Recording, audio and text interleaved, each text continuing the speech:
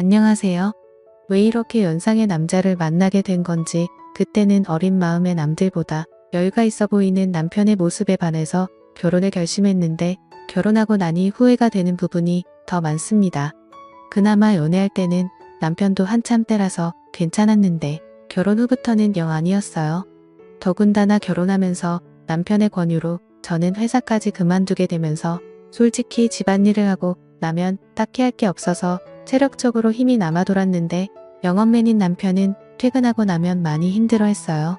그리고 퇴근 후에는 술 약속이 뭐가 그리 많은지 허구한 날 술에 떡이 돼서 일어나지 않는 남편을 보고 있으면 날이 가면 갈수록 불만은 더해졌습니다.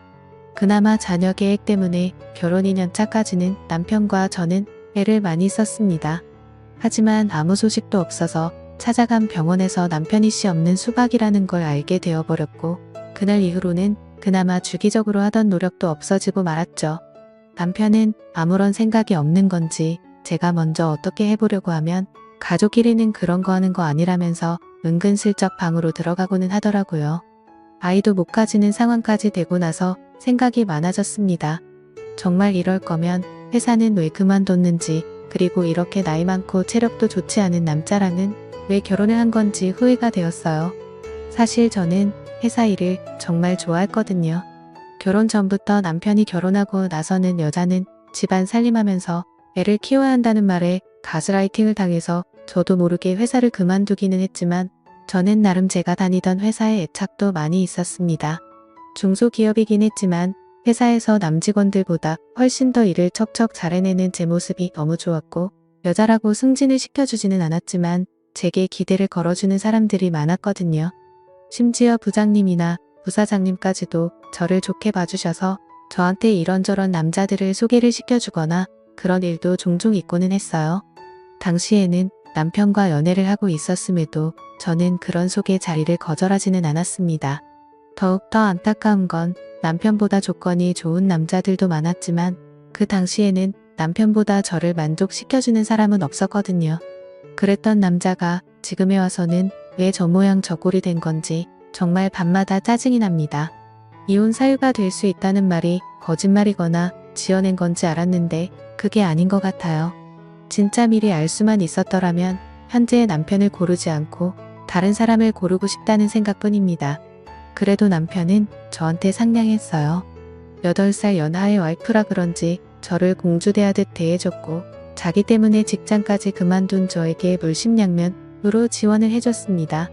딱 부부끼리 그거 하나 빼고 다 잘해줬어요. 솔직히 이렇게 친절하거나 그러지라도 않았다면 아마 진작에 이혼을 했을 수도 있었겠네요. 말씀드렸다시피 저는 일 처리도 정확하고 배우는 것도 빠른 사람이었어요. 어차피 저는 전업주부로 평생을 살아야 할 팔자가 되어버렸는데 집에서만 있는 건 제게 정말 고역이었습니다. 계획적이고 손도 빠른 편이라서 집안일이 아무리 많아도 점심때가 되기도 전에 웬만한 건 다 끝내서 딱히 집에서 할 게 없었고 무료했어요. 그 시간을 활용해서 저를 위해 쓰면 더 좋은 삶을 살 수 있겠다고 스스로를 위안하면서 밀렸던 독서도 해보고 싶은 공부도 해봤지만 밀려오는 부족함은 채워지지가 않았어요. 우울증까지는 아니었지만 집에 돌아온 남편에게 투정도 많이 했지만 남편은 항상 피곤하다, 내일도 운전하면서 하루 종일 돌아다녀야 하기 때문에 체력을 비축해야 한다 하는 말도 안 되는 변명을 하면서 빠져나가기 바빴습니다. 그래서 저는 그때 당시에 집에 있으면서 살이 엄청 많이 찌게 되었습니다. 결혼 전에는 남편도 첫눈에 반하게 만들고 여기저기 직장 동료들한테 소개팅도 받아서 다니고 하면서 나름 남자 여러 놀리던 미모가 있었는데 집에만 있고 외출을 하지 않으니 화장도 안 하게 되고 살이 많이 찌게 되면서 결혼하기 전에 입던 옷들은 사이즈가 맞지 않아 입지도 못하게 되고 점점 제가 매력이 없어지는 것 같았습니다. 그리고 제가 살이 많이 찌게 된 이후로는 자격지심 때문인지 모르겠는데 남편도 저를 더 피한다고 생각을 했어요. 자존감이 낮아질 대로 낮아져 있던 그때 재활용을 하는 날 분리수거를 하다가 아파트 단지에서 이웃을 한 명 만나게 됩니다. 처음 보는 여자였는데 나이는 저보다 어려 보였어요. 아주 오시며 신발도 잔뜩 비싼 브랜드로 구매해서 나와가지고는 재활용 분리수거를 하고 있는 거 아니겠어요? 사실 처음에는 속으로 욕을 했어요. 어지간히 돈 자랑을 하고 쉽나 보다 싶었거든요. 이 시간에 분리수거를 하러 나온 걸 보니 저처럼 전업주부인 것 같은데 집에만 있으면서 저렇게 차려입고 다닐 필요가 있나 싶었거든요.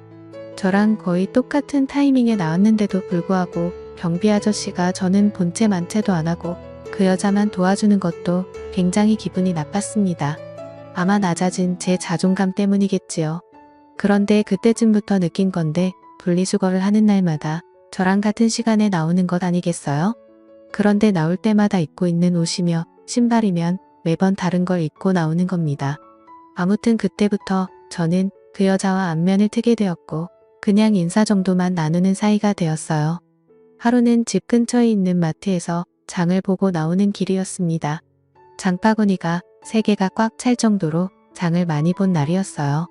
하나는 어깨에 들쳐업고 양손 하나씩 무거운 장바구니를 들고 집으로 돌아가려는데 누가 차 경적을 울리더라고요.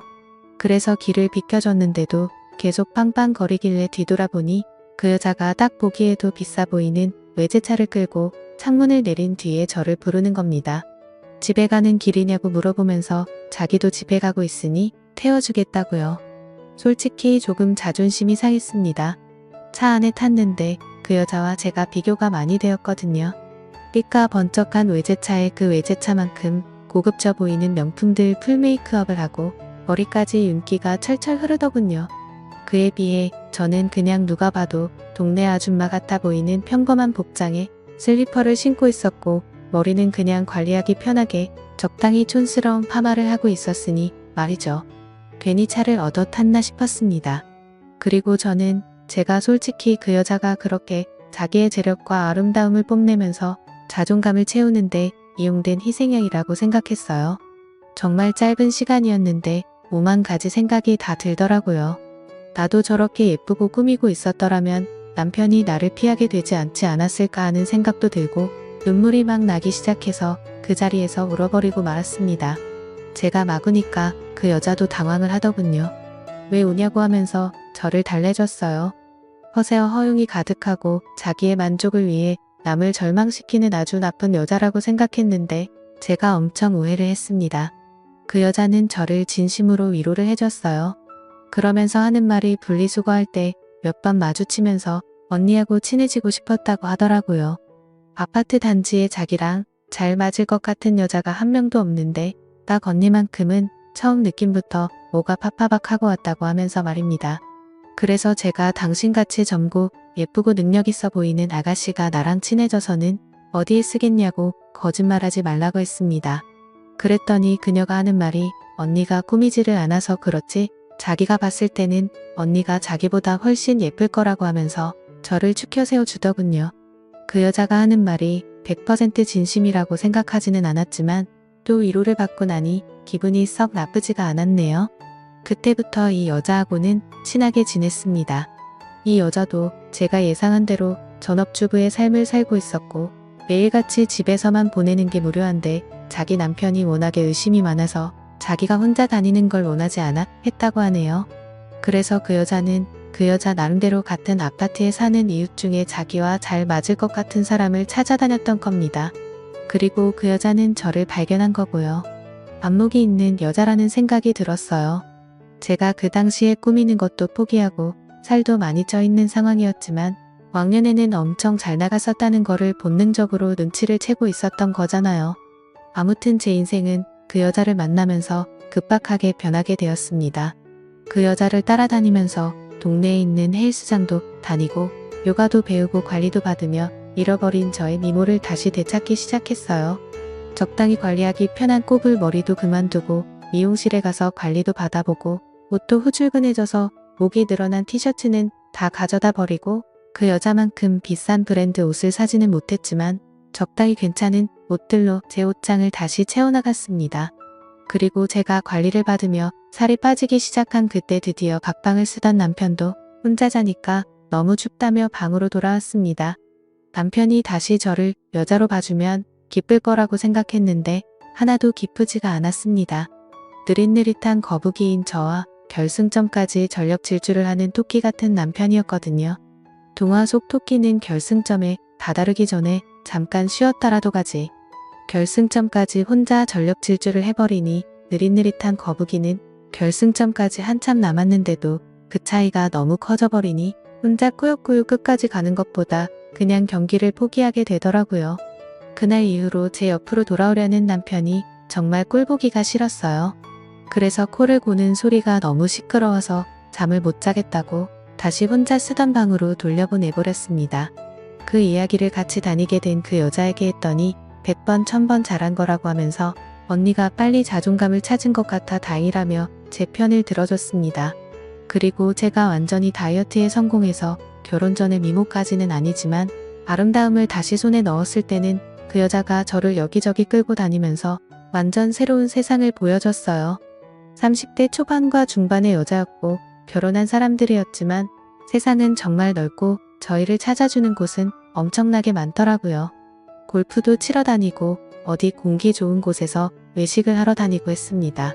돈 한 푼 내지 않아도 알아서 다 계산해 주니까 좋았어요. 남편이 아니어도 저를 배려해주는 남자들은 지천에 깔려 있었고 왜 내가 이런 세상을 모르고 살았나 혼자서 전전긍긍했던 지난 몇 년간이 참 후회가 되었습니다. 그러다 그 여자가 언젠가 저를 불러서 이제 한동안은 못 보고 지낼 것 같다는 소식을 전해왔습니다. 사실 그 여자는 얼마 전에 이혼을 해서 돌싱이 되었다고 합니다. 남편이 제법 벌이가 괜찮아서 후이후식을 하고 있는 걸로 알았는데 말이죠. 그래서 그녀에게 앞으로 어떻게 할 거냐고 물어봤어요. 저는 사실 이 여자가 여기저기 막 구르고 다녀서 이혼을 당한 거라고 생각했거든요. 그런데 그게 아니었습니다. 그녀가 남편을 차버린 거였어요. 어떻게 할 거냐 하는 건 쓸데없는 걱정이었던 거죠. 왜냐하면 그녀는 그동안 집에 있으면서 코인을 해서 앞으로의 인생에 남편이 필요 없어질 만큼 큰 돈을 벌게 되었다는 거예요. 지금 사는 아파트는 남편 명의로 해주고 재산 분할을 또 따로 받기로 했답니다. 저랑 떨어지게 된 건 아쉽지만 자기도 좀 더 놀기 좋아하는 사람들 많고 할 거 많고 놀기 편한 동네로 이사를 갈 계획이라고 하는 겁니다. 막상 저를 여기저기 데리고 다니던 그녀와 더 이상 같이 놀지 못하게 된다니 많이 아쉬웠습니다. 이제 막 저는 다시 제 인생을 찾은 느낌이었는데 다시 또 혼자가 돼버린다는 느낌이 들었어요. 그 여자가 없으면 차도 없고 운전도 할 줄 모르는 제가 어떻게 어디를 놀러 다니겠나 싶었습니다. 그렇다고 그녀가 집도 남편한테 넘기고 이사를 가는데 저 하나 때문에 그걸 포기하진 않겠다 생각했죠. 그렇게 그녀는 제 인생을 송두리째 바꿔버리고는 새로운 삶을 찾아 떠나버리고 말았어요. 남편이 출근해 있는 주중에는 정말 매일같이 놀러 다녔는데 너무나도 아쉬웠습니다. 그리고 그렇게 같이 놀러 다닐 사람이 없으니 저도 기껏 관리받으러 다니던 운동도 손을 놓게 되고 그렇게 다시 살이 찌기 시작한 거예요. 그러다 이렇게 되면 안 되겠다는 생각이 들었습니다. 그리고 그 여자처럼 자주적으로 살고 싶어졌어요. 투자 같은 건 전혀 모르지만 제가 같이 놀면서 느낀 바 그 여자가 그렇게 썩 머리가 좋아 보이지는 않았는데 코인으로 돈을 벌었다니 저는 일한 경험도 있고 능력이 있던 사람이니 제가 코인을 시작하면 그녀보다 더 큰 돈을 벌 수 있지 않을까 하는 자신감이 생겼어요. 제가 돈을 벌게 되면 남편 때문에 포기해야 했던 제 인생을 다시 시작할 수 있다고 생각했습니다. 그 돈으로 차를 사고 운전을 배우고 하면 저 혼자서 못 놀러 다닐 것도 없다고 생각했고 차가 생기면 이사를 가버린 그 여자를 만나서 예전처럼 둘이 같이 다녀도 되는 게 아니겠나 하는 생각이 들었어요. 다만 제가 코인을 시작하기에는 커다란 문제가 있었습니다. 제가 전업주부를 하면서 실질적으로 돈을 벌어오는 남편이 경제권을 가지고 있었고 저는 그때그때 생활비를 타서 썼기 때문이에요. 코인을 하려면 자본금이 필요할 텐데 남편에게 이야기하지 않고 사는 그 자본금을 만들 방법이 없었던 상황입니다. 은행 대출부터 여성 전용 대출 같은 사금 인권까지 알아보다가 아무리 그래도 리스크가 있는 투자인데 빚을 내면서 하는 건 아닌 것 같다는 생각이 들어서 차라리 남편한테 솔직히 말하고 허락을 받아내겠다는 생각을 했습니다. 말씀드렸다시피 제 부탁을 썩 잘 들어주던 사람이었기 때문에 적어도 거절은 하지 않을 거라는 확신이 생겼고 제 예상대로 남편은 제 생각이 그렇다면 한번 해보라고 1000만 원을 저에게 건네주었어요.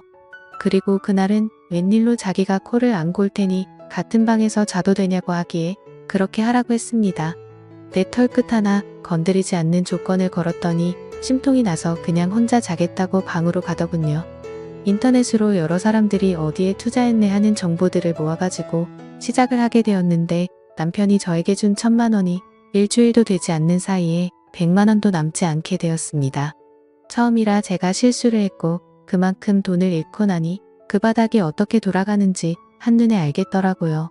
그래서 그날에는 남편을 꼬드겨서 돈을 더 받아냈습니다. 저도 코인으로 떼돈을 벌어서 그 여자처럼 자주적인 삶을 살아갈 거라고 생각했거든요. 그런데 다음 날 남편이 퇴근을 했는데 혼자 오지 않았습니다. 회사에서 알던 동생이라고 하면서 후배를 소개시켜 주더군요. 남편이 하는 말이 이 후배가 코인으로 대박을 내가지고 회사를 그만둔 사람이라고 합니다.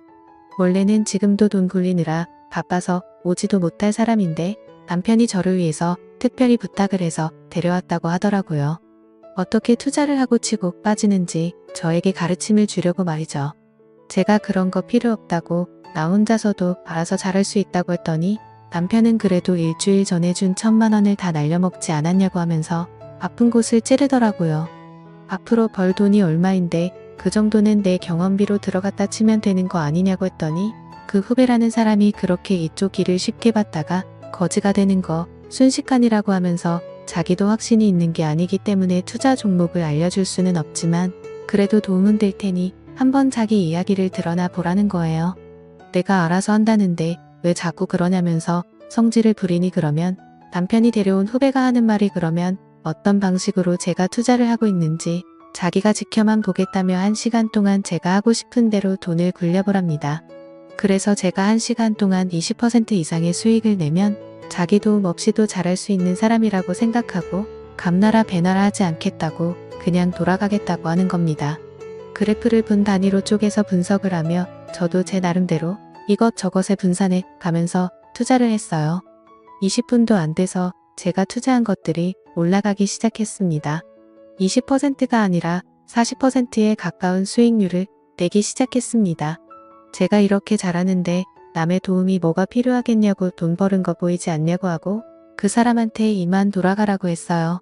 그랬더니 1시간 동안 지켜본다고 하지 않았느냐고 하면서 약속한 시간만큼은 보고 가겠다 하는 거예요.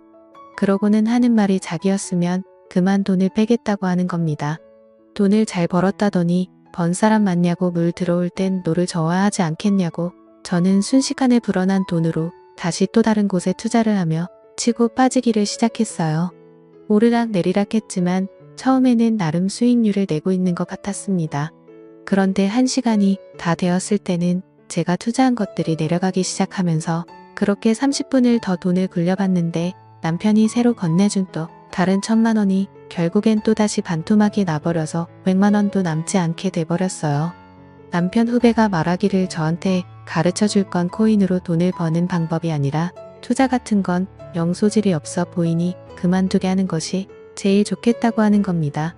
아까 제가 40% 수익을 냈을 때 그때 손을 털고 일어났거나 그때부터 원금을 보존해두고 수익을 낸 부분만 가지고 돈을 굴려야지 저같이 감으로 투자하는 사람들이 빈털털이 되기 딱 좋다고 말하며 자리에서 일어나더라고요. 남편이 보는 앞에서 1시간 만에 또 절반의 돈을 잃으니 남편도 이제는 더 이상 투자하라고 돈을 내어줄 수 없다고 난색을 표했습니다. 대신 남아있는 돈은 제가 자유롭게 써도 된다고만 해줬을 뿐이에요. 그날 이후로 지금은 객기 부리지 않고 차근차근히 배워나가고 있습니다. 사실 남편 모르게 그날 데리고 온 남편의 후배가 운영하고 있는 투자 사무실로 출근을 하고 있어요. 사무실이랄 것도 없이 그냥 혼자 사는 방 같은 곳입니다. 거기서 저는 제 나름의 비용을 내며 투자하는 방법을 배우고 있어요. 제가 남편의 후배에게 원하는 걸 해주고 저는 투자도 배우면서 남편 대신 부족함을 채우고 있으니 어떻게 보면 윈윈이라고 볼 수 있는 셈이죠. 지금은 남편이 알면 안 되는지라 조심스럽게 행동하고 있어요. 그래서 남편이 퇴근하기 3시간 전에는 항상 집으로 돌아가고는 있습니다. 하지만 이것도 제가 큰 돈을 벌고 난다면 남편도 저를 이해해주지 않을까 생각해요. 또 찾아주셔서 감사합니다. 사연을 읽고 재밌으셨다면 좋아요, 구독, 댓글 부탁드립니다. 감사합니다.